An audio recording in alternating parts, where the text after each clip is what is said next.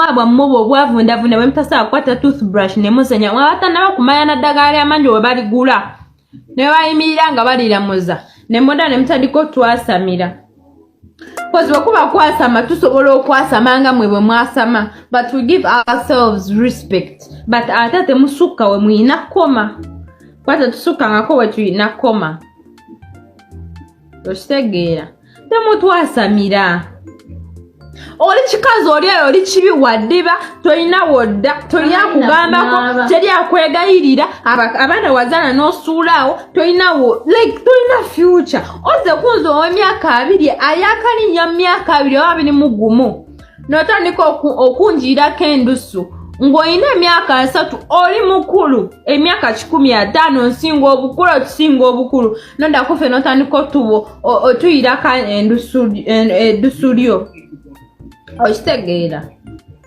nemali mukirizenga bw'olieyo nga waddibanga gw'olina muddibo abamanda bakulidde abacapati bakulidde ababoda bakulidde abamasanyalaze bakulidde temuddamu mani kutwasamira nnyo ate nammwe matako mmwe temuddamu twasamira nnyo kuba temulina kyemuli temulina ate nti n'embeera gye tulimu esaazi ne bwe tusula tosobola kurenkingawo n'engoye ze twambala n'enviiri ze tusiba n'enjala ze tukola tosobola kuzikola kyekikuluma gwe nodde otandika okusinika ebinnyo ebyo ebyavundedde byatalagga ebitalina we bidda nga all you can do it's for you to look for people in fact na sente zigenda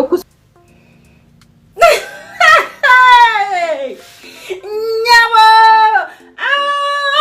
mukyala Victor Kamenyo nkakutemya namwanduka yatema omuvubu ke yatema namwanduka yatema omusika mukwano atuvumya atya otuvumya nti tulinga ki muvuli yasosa watuvumya nti ino amanyi tetumanyi kugula korogeti tetumanyi beyi ya korogeti tetumanyi beyi ya njala zoyambala tetumanyi beyi ya muzigo gwowangaliramo mukyala tubadde tukusaba weewumuzeko n'akabina kwakanene akakulinga endibota y'obuleega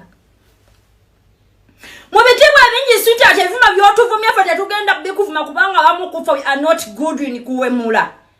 We respect our mouth however much we are talkative naye ate tulina ebintu byetasobola kwogera because we have kids tomorrow. Zana bagamba tukozese ebigambo ebisaamusaamu naye nga bibamenya emitima. That's what we do, we as TikTokers or we as socialists of nowadays. Yes, kati mukyala Dr. Kamenyo olugulidde kupata. Njagala abaana b'oku TikTok batimu violence batimu cyberbullying bakunvumire. Mukwano sigwa yakulanga atayagala. Sigwa akulira ku stupidi. Nga bwe bakuba empisa ya nadisi. Kubanga batugambe you are in early 20s. But you look like someone who is 35 and above. Ate batugambe you are in early 20s. Chiche kumenya, chiche kukaddia ku mubiri gwo kabina kubantu ke kanene oba we want to know nekirala mukwano. Oli mukazi eyafumbirwa celebrate. Tukuza mu bitibwa ebingi. Bawo alina legacy jagenda okuleka mu nsi. Weddeko mu bitibwa ebingi. TikTok eno jola bafaya tutomeza dda. Twasigaza kwewozaako mu inbox z'abantu ab'obuvunanyizibwa. Kubanga abantu abamufe twafuna femu nga tetujetegekedde. Kati nganze Don Asiya nali mmanyi nti ensi esobola kummanya.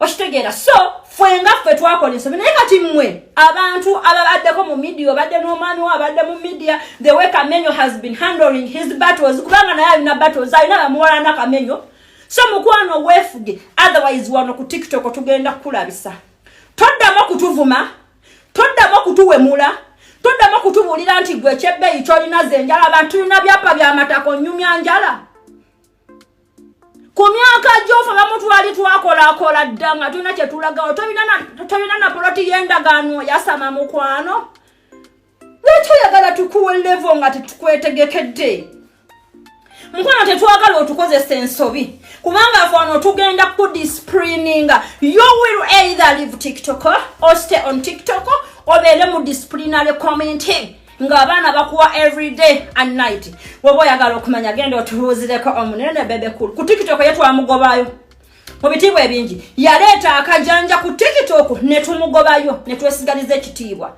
ku TikTok. So abaana ba TikTok mukyala Kamenyo bagende empola bosibango ku TikTok wasibuka abaana abakoowensi, abaana abava mu Uganda nga tebeeyagalidde, abaana abalina ennaku yaabwe, abaana abalowooza nti we baligenda ku kyeyo ssente bagenda kunoga nnoge. Yagenda okutuuka ku kyeyo ng'akolera ssaawa 15 awummula ssaawa 8 ku ssaawa 7 mu lunaku. Be bantu abali ku TikTok azinife tuli bakoowu abaana abali ku TikTok. Then abaana bano bakoowu talina kirungi kye baagala kubanga bali mu nsi yaabwe ne balemererwa okugifunamu eddembe ne bagenda ku buwaŋŋangafu. Be baana abasibuka ku TikTok mukwano bagenda kulaga ogwa. October. Yeah. Where? Mukyala Gombolola Ground. Your new song? It's called we have 2 new songs. One. We have Reason. No, one which is on TikTok. Watch your to jam. I remember me. Rachel to jam so they can do their challenge. You're going to be hurt. In fact, you've been hurt. Because ngora omusajja ajane gayirira ngene byabyo nali mbikola ne okulumya geno kuchawa gayi no mulumya nze ngasimanyi na kigenda masomanyi muntu waweruya yasindikira omusajja message kumbe gwe chinekemo Ruth.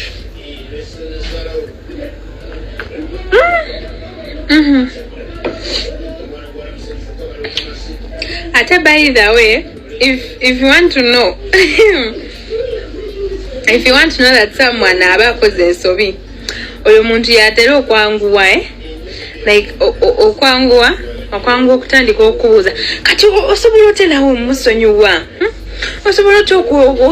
osobola natyo okujjeewa mmwe newuliddemu kati gwe lwakuba nti gwe munayo yagala mbugwe bate otegere nti nange nkoze kino ne bakola bukozi bati as if they are calling a dog like this.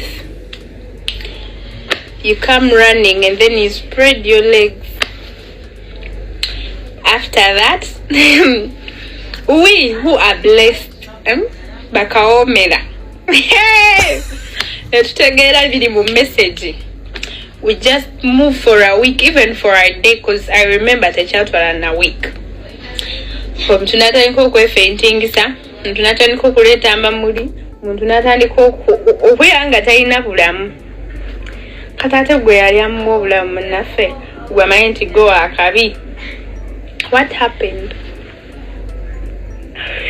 Hey!